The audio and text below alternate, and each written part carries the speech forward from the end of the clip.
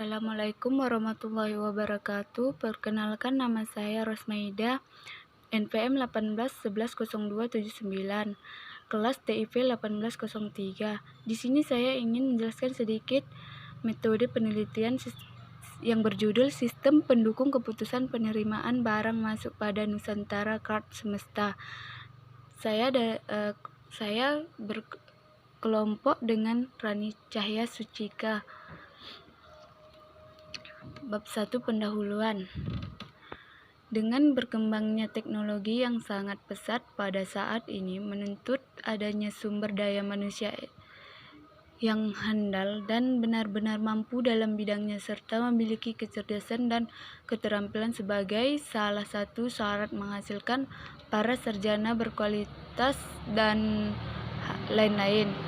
Nusantara Card Semesta Medan atau disingkat NCS adalah salah satu cabang dari Nusantara Card Semesta yang berkantor pusat di Jalan Tali Raya Gunung 1 nomor 16 Slivi, Jakarta Barat.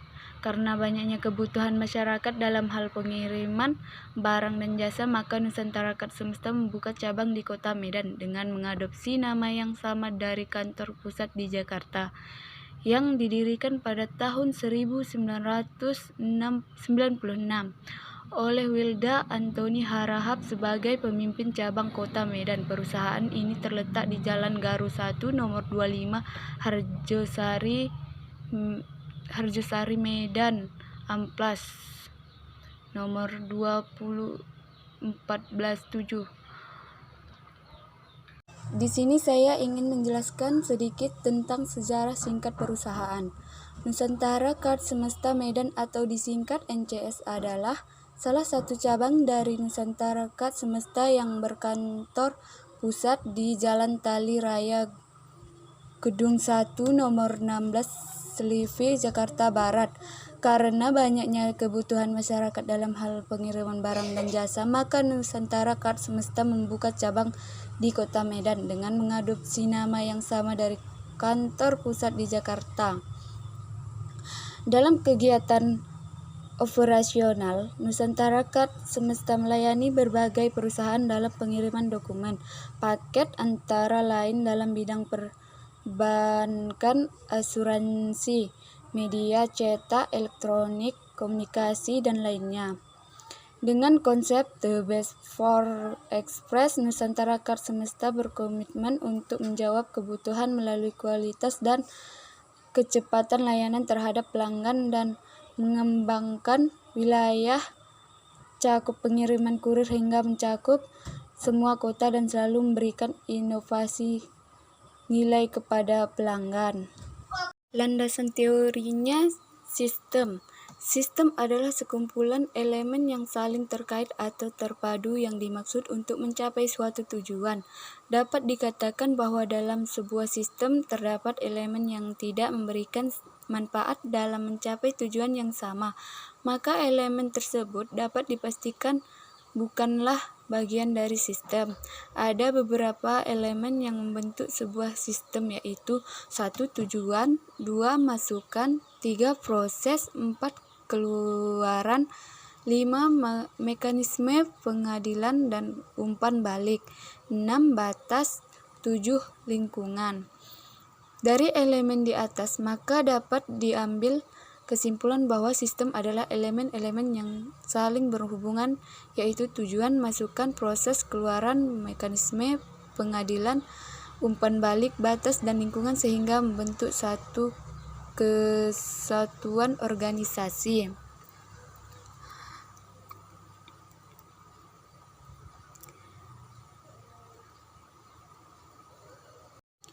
Di sini ada data flow diagram, disingkat dengan DFD, adalah teknik yang digunakan untuk menjelaskan aliran informasi dan transformasi data yang bergerak dalam penggunaan dan pengerjaan dari pemasukan data hingga ke keluaran. Perancangan sistem yang berorientasi pada alur data dengan konsep dekomposisi dapat digunakan untuk penggambaran analisis, penggunaan, maupun rancangan sistem yang mudah dilakukan dalam pengerjaannya komunikasikan oleh profesional sistem kepada pemakaian maupun pembuatan program. Berikut ini simbol-simbol digunakan dalam membuat DVD, yaitu di dalam tabel ada simbol dan keterangan. Simbol proses yang dapat mengolah data atau aliran masuk menjadi data aliran keluaran.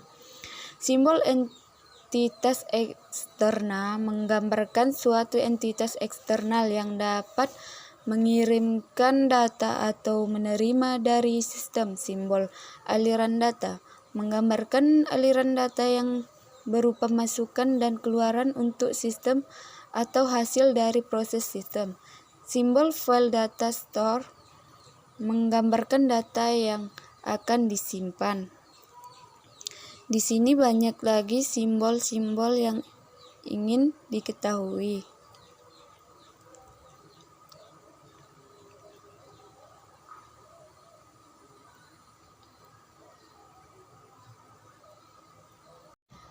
Analisis dan pembahasan. Analisis sistem yang sedang berjalan merupakan pengkajian dan penentuan dari sistem yang berjalan atau sistem lama untuk mempermudah dalam mendefinisikan permasalahan atau kendala-kendala yang terjadi pada NCS Medan. Berdasarkan dari hal pengamatan langsung pada NCS Medan, sistem yang sedang berjalan pada NCS Medan belum sepenuhnya menggunakan sistem komputerisasi, terutama dalam menerima barang masih sangat lambat, sehingga sering terjadinya pengumpulan barang diduga di gedung. Dengan demikian, sistem yang lama dan dirancang menjadi sistem baru dengan menggunakan bahasa pemrograman Microsoft Visual Basic 2008 yang bertujuan untuk mempermudah dalam proses perhitungan dan input barang masuk pada NCS Medan sehingga lebih efektif dan efisien. Ada banyak lagi pengertiannya, seperti spesifikasi sistem berjalan, permasalahan pokok, alternatif pemecahan masalah, perancangan sistem yang diusulkan, prosedur penerimaan barang, dan ada lagi di sini, ada di dalam tabel supplier, admin, kepala gedung, dan manajer, seperti yang di dalam video ini. Yang keenam, analisis sistem yang diusulkan, diagram konteks. Diagram konteks merupakan gambaran keseluruhan dari suatu sistem informasi. Diagram konteks yang merupakan gambaran dari sistem informasi penerima barang. Seperti data barang masuk ini. Ada di dalam video ini. Selanjutnya ada DVD data flow diagram. Data flow diagram adalah penggambaran dari suatu dalam bertunjuk jaringan yang mempresentasikan suatu sistem itu sendiri, bisa otomatis, manual, atau semi otomatis. DVD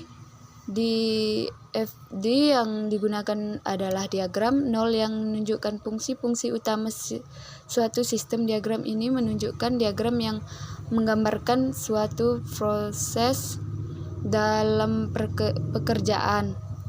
Ada di subliner. Di sini masih banyak lagi perancangan sistem, rancangan from data barang masuk, rancangan barang masuk, masih banyak rancangan cari data seperti laporan, perancangan database, dan kesimpulannya, selama melaksanakan kerja praktik di Nusantara Kars Semesta Medan, penulis mendapatkan pengalaman baru dan juga pengetahuan tentang bagaimana cara mengelola menerima barang masuk dengan baik dan benar. Ada banyak kesimpulan di sini, seperti yang digambar. Sarannya berdasarkan kesimpulan di atas, maka saran yang diharapkan yaitu dilakukan suatu pembuatan analisis dan perancangan mengolah penerima barang masuk yang belum efektif dan efisien. Berikut ini tindakan-tindakan yang dilakukan perusahaan.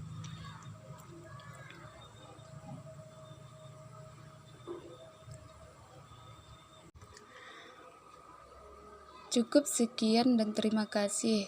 Apabila ada kesalahan, saya mohon minta maaf. Dan di dalam video ini masih banyak kekurangan yang belum dimasukkan di dalam materi ini. Semoga bermanfaat. Terima kasih. Wassalamualaikum warahmatullahi wabarakatuh.